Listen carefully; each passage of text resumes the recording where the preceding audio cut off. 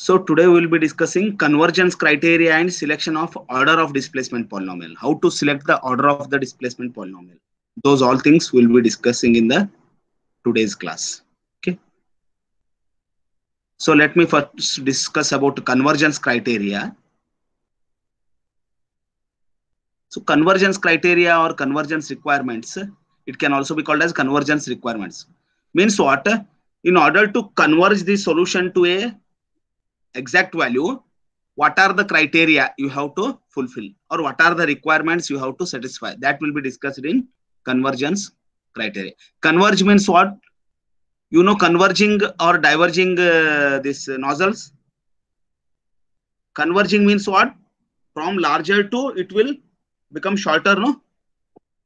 Diverging means from shorter to larger, like this.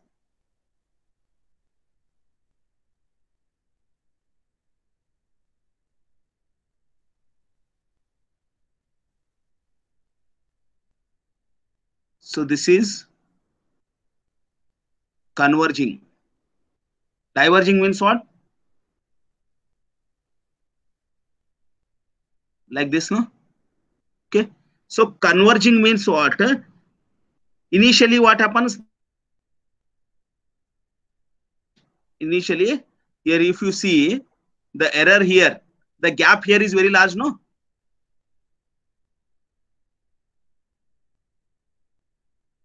You can see the gap here.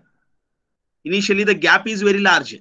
But when you go on increasing the number of elements, what happens? Or the increasing the order of the polynomial, either any of the two methods you can choose. Whether you can increase the order of the polynomial or you can increase the number of elements. Okay. Then what happens? The error between the exact solution and approximate FEM solution. Suppose this is the FEM solution obtained by finite element method. This is the actual solution or exact solution. Initially, what happens when you are using less number of elements? The error will be very large. When you go on increasing the number of elements, what happens? The solution will move closer and closer to the exact value. Okay, like this error goes on decreasing. So that is why this is called as converging. Is it clear? And in order to converge it, what are the criteria? What are the requirements you have to fulfill? Means what are the conditions you have to meet in order to converge the FEM solution to the exact solution? Those things we will be discussing under convergence criteria or convergence requirements. Okay. So since finite element method is a numerical technique, we obtain approximate solution only, always. Whenever, because finite element analysis is a numerical technique, we will not be getting 100% accurate results. We will be getting approximate results only, but we can solve complicated problems also by using finite element method. And as we go on increasing the number of elements, the accuracy of solution goes on improving. That is, solution will move closer and closer to its exact solution. Okay. The means what does it mean? The solution will converge to the exact solution if the interpolation polynomial satisfies the following convergence requirements. Is it clear? The solution will converge to the exact solution if and only if whatever interpolation polynomial we have chosen, it satisfies these following conditions or these following requirements. Okay, what are these conditions? First one is the field variable must be continuous within the elements. Okay, means what? Whatever the field variable you have chosen, it should be continuous within the element. For example, in structural analysis, the field variable is the displacement. Field variable means what? It is the basic variable or main variable which you want to find. Okay. In structural analysis, we want to find displacement. So displacement is the field variable. In thermal analysis, we want to find our interest to find is temperature distribution. So temperature is the field variable in thermal analysis. In fluid flow analysis, what is the main field variable? The main field variable is this oil. Whatever the liquid you are choosing, its velocity or its viscosity. Those all are the field variables in fluid flow. And in electromagnetic analysis, the field variable is magnetic flux. So like that, field variable means what? It is the important or basic variable in that analysis. So whatever field variable you want to find, it should be continuous within the element. Continuous means what? I told now, the continuous function. Okay. For example, if you want to plot the field variable pi with respect to x,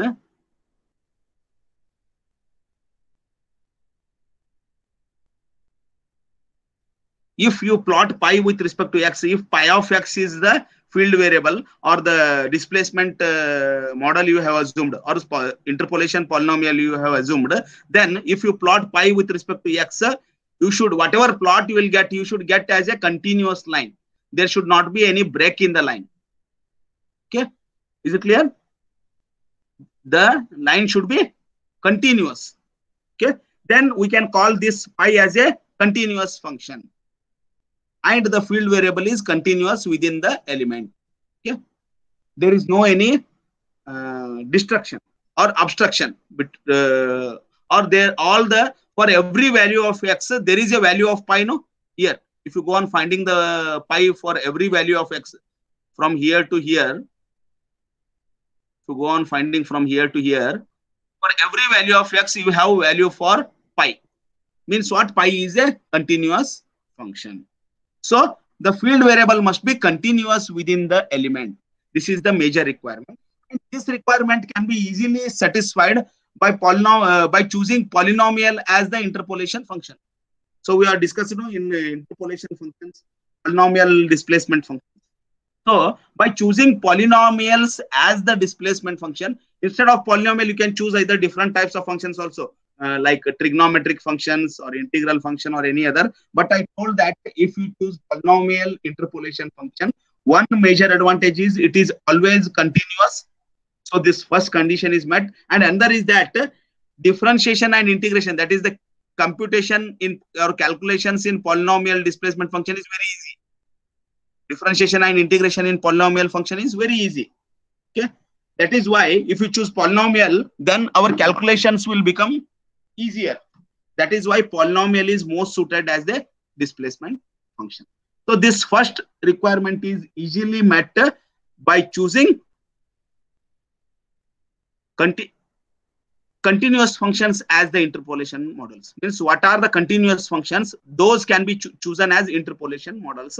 And as polynomials are always continuous functions, so by choosing polynomial type of interpolation models, automatically this condition gets satisfied. Okay.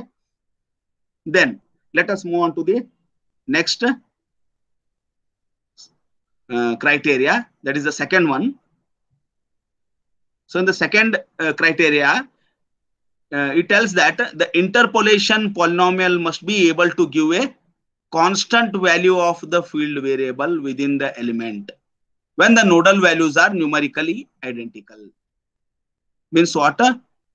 Whatever interpolation polynomial you will choose, it must be able to give a constant value of the field variable within the element. So for example, suppose this is the bar problem.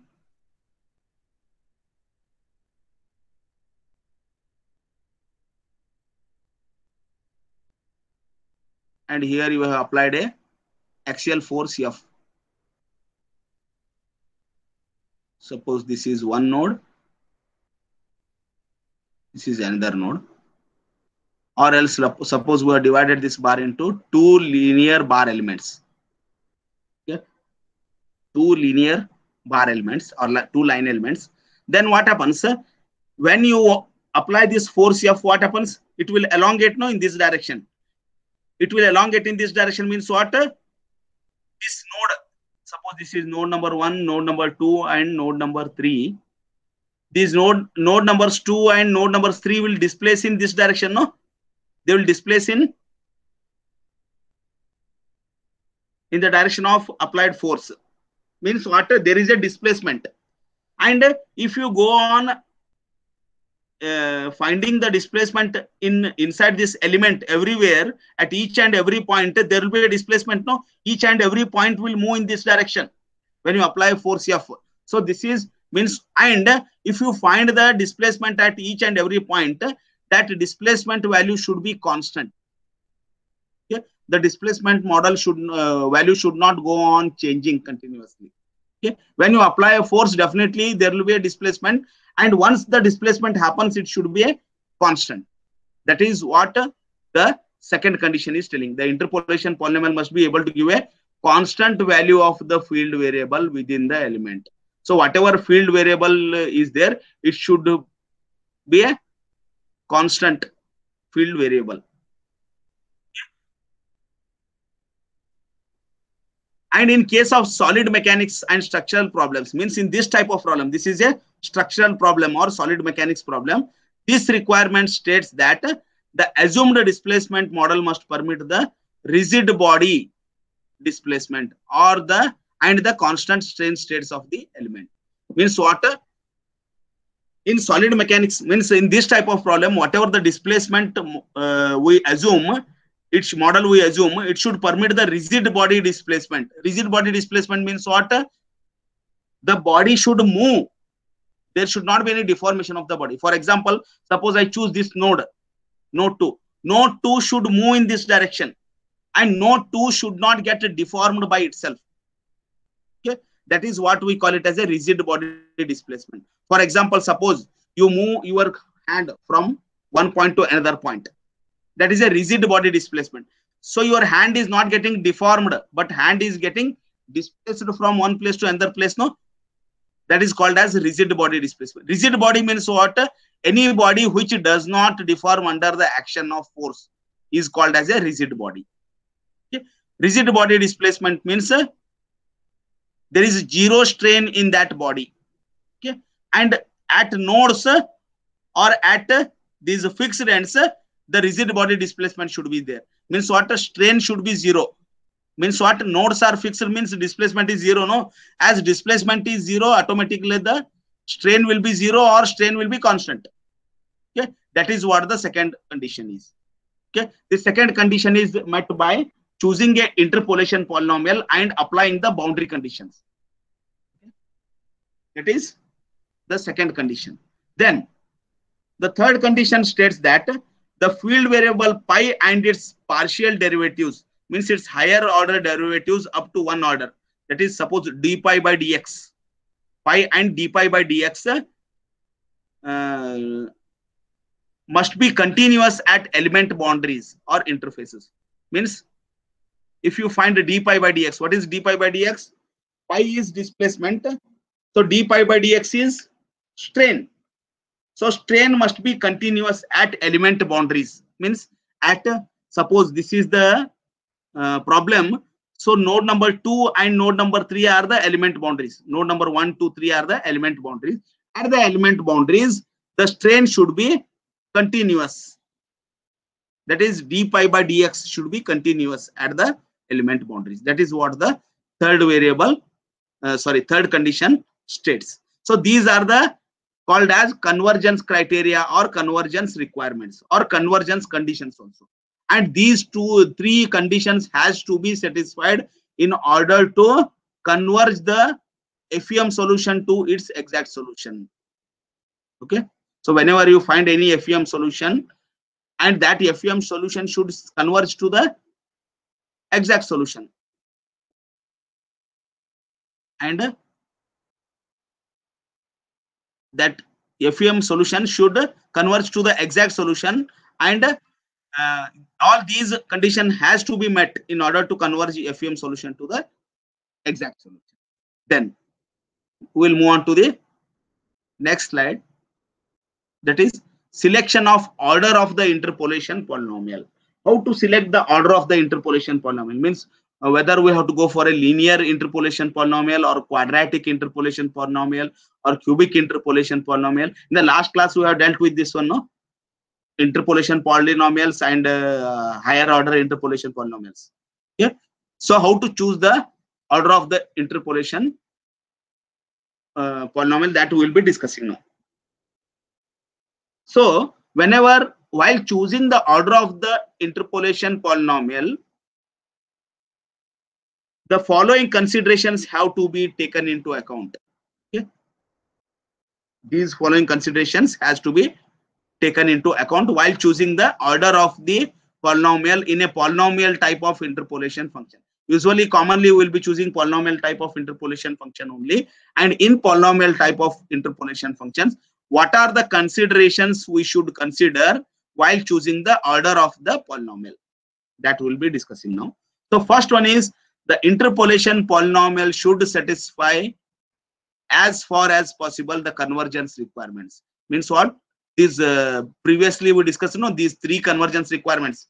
Those three convergence requirements should be satisfied by the assumed interpolation polynomial or assumed displacement model. The assumed displacement model should satisfy the convergence criteria which we have discussed just now.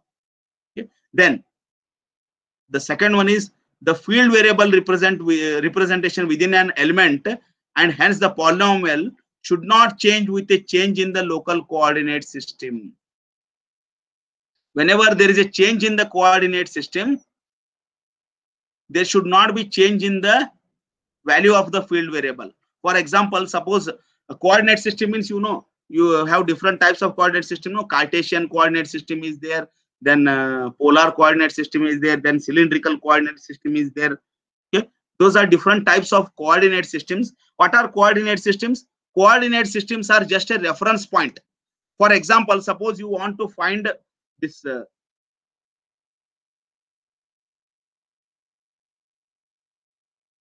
me go to this previous. Okay, so for example, here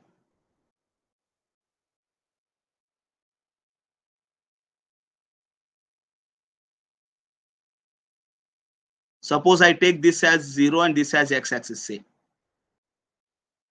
Okay, it is a one-dimensional problem only, so only x coordinate will be there. Okay, so suppose it's a two-dimensional problem, both x and y coordinates will also be there.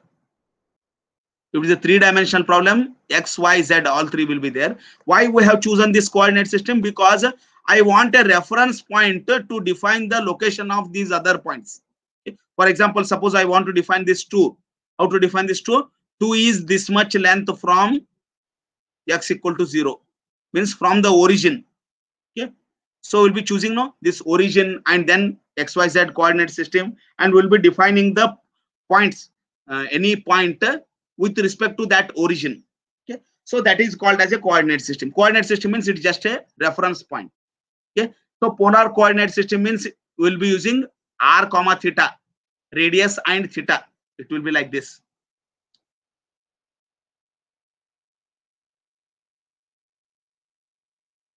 Suppose this is the point you want to define. So this is radius r and this is angle theta. This is called as polar coordinate system, and this is Cartesian coordinate system.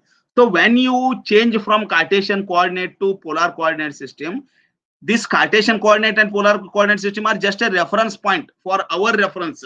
So the value of the field variable should not change, Coordinate system, whenever you change the coordinate system, whatever the displacement of node 2, node 3, those all displacement within the element is there, those displacement should be same, whether you are using either a Cartesian coordinate system or you are using a polar coordinate system. The displacement value should not change. Okay. That is called as, that is this condition number 2. That is, the field variable should not change with change in coordinate system. This property is called as geometrical isotropy or geometric invariance. Okay. If field variable does not change with respect to change in coordinate system, that is called as geometric isotropy. Isotropy means what? Isotropy means same. Or geometric invariance means it is not varying. So field variable is not varying with respect to change in coordinate system. Okay. So it is called as geometric isotropy or geometric invariance or spatial isotropy. Okay. In order to achieve this geometric isotropy, whatever polynomial order we'll choose, it should be chosen from this Pascal triangle. If it is a two-dimensional polynomial you want to choose, it should be chosen from Pascal triangle. And if you want to choose a polynomial for three-dimensional analysis, it should be chosen from Pascal tetrahedron or Pascal pyramid. What are these Pascal triangle, Pascal pyramid? I'll show you. See here.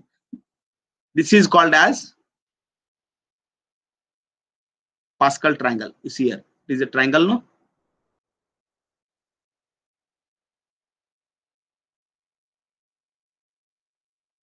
So this is called as Pascal triangle, which is used for two-dimensional analysis purpose. So it will have only x and y terms.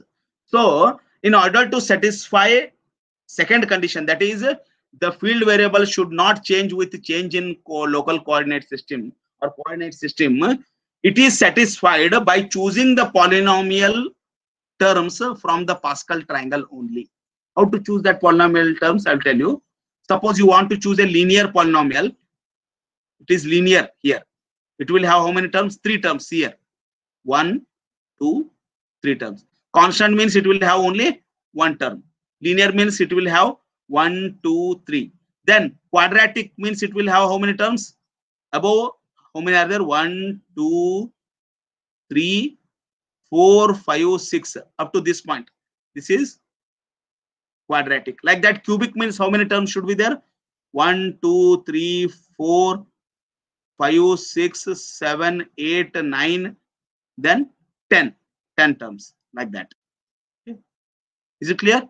So by choosing the polynomial from the Pascal triangle, automatically the second condition will be met. How to choose? I will tell you.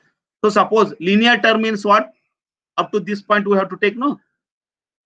Up to this point we have to take. So how many are there? 1, 2, 3. So for 1 it is constant, it is alpha 1, then alpha 2x, then alpha 2y. See here, phi of xy is equal to alpha 1 plus alpha 2x plus alpha 3y. So this one, and this one. Okay. Then quadratic term means you have to choose up to these terms. So how many are there? Alpha 1 plus alpha 2x plus alpha 3y plus alpha 4x square plus alpha 5. Sorry, you have to change this.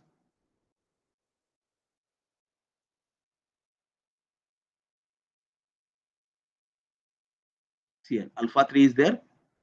So this should be alpha 4x square, alpha 5xy, alpha 6 pi square. Okay. Means how many terms are there? 1, 2, 3, 4, 5, 6 terms. Is it clear now? So 6 terms. So how many number of nodes are there now within that element? That many number of terms should be there. For example, for a linear triangular element. So this is a triangular element. No? 2-dimensional element means what? Triangular element. For linear triangular element, suppose how it will be? How many number of nodes will be there? We discussed no, only 3 number of nodes.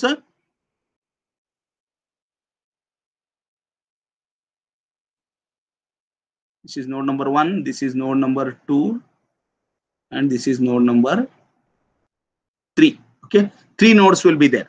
Okay, so how many terms should be there? 3 terms should be there. Okay, that is alpha 1, alpha 2, alpha 3. So how many number of nodes are there? No, that many number of terms should be there. Then quadratic triangular element. So for quadratic triangular element means it is a higher order elements. I told no, some intermediates nodes has to be introduced. So here, and here, intermediate, extra intermediate nodes will be there. So this is node number 4. This is node number 5. And this is node number 6. So this is a quadratic triangular element. Okay. So it's a quadratic triangular elements. How many nodes are there? 6 nodes are there. So 6 terms should be there as per Pascal triangle. See here. Up to this point. So what are those? A0, A1x, A2y, A3x square, A4xy, A5, y square, like that. See here, phi of xy is equal to a1, a2x, a3y, a4x square, a5xy, a6y square. Like this, you have to choose the polynomial. Okay, is it clear? This is second condition. And suppose it is a three-dimensional analysis.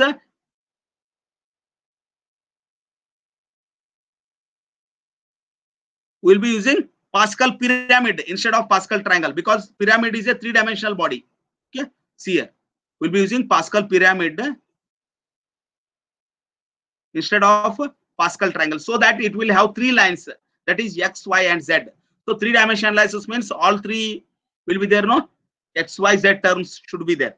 So it looks like a pyramid, no? So that is why it is called as a Pascal pyramid, or it is also called as Pascal tetrahedron.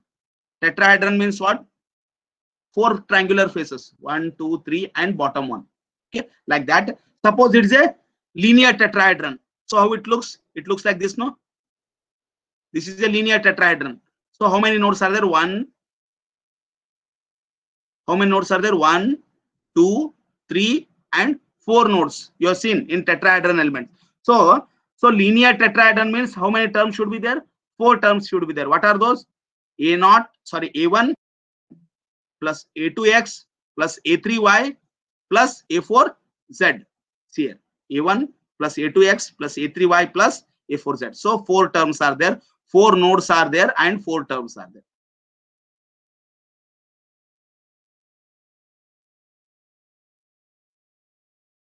Suppose you want to go for a quadratic tetrahedron element. Quadratic tetrahedron elements. So intermediate nodes will be there along with the. These are the main nodes. This is a quadratic tetrahedron from here to here. So 1, 2, 3, 4. These are the main nodes. Plus in between these lines, there will be nodes. 5, 6, 7, 8, 9, 10. So totally 10 nodes are there. So how many terms should be there? 10 terms in a quadratic tetrahedron as per Pascal's pyramid. So what are those? A1 plus A2x plus A3y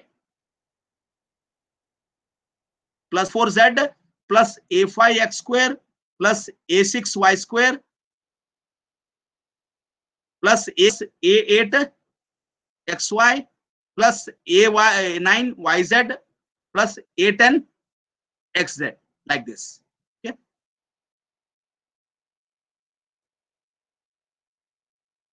A3, A4. So sorry, this should be A5, A6, A7, A8, A9, A10. Okay. So totally how many number of terms are there? 10 number of terms are there. Okay. And 10 coefficients are there. Okay. These are called as generalized coordinates, and always the number of generalized coordinates or number of coefficients in the polynomial should be exactly equal to number of nodes or nodal degrees of freedom in the problem, in the element. Okay.